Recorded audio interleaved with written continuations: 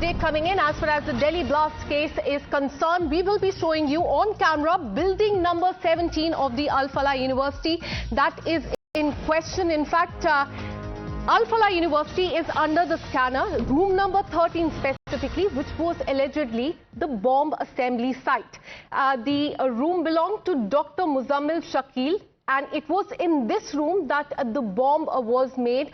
Chemicals were smuggled in from the university lab, and it was in room number 13 in building number 17 that conspiracy was hatched by the terror doctors. And plan to blow up Delhi and other locations was also made in this building that you can see on the screen, that is building number 17, where there in room number 13 there was a bomb assembly site. A very shocking visuals there on the screen. Let me go across to my colleague Shivam, who's been tracking all the details from Al Falah University.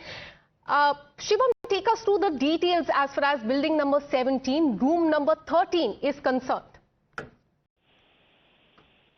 So, in the visuals, also this was the building 17. Yesterday also when the correspondent of the side of the Bank Group correspondent also reported from inside, there were two buildings that, according to the investigative authorities, what they have been telling us is that it was room number 3 from this specific room from this particular building where this entire controversy.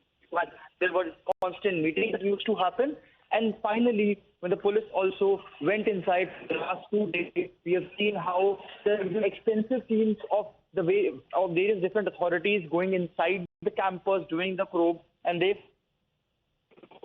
the entire issue that happened, and then.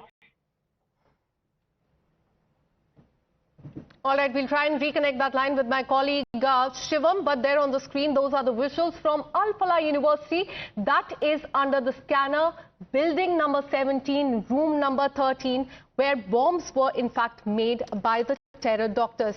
We'll keep tracking all these details. In fact, this will remain our top focus story here on Times Now.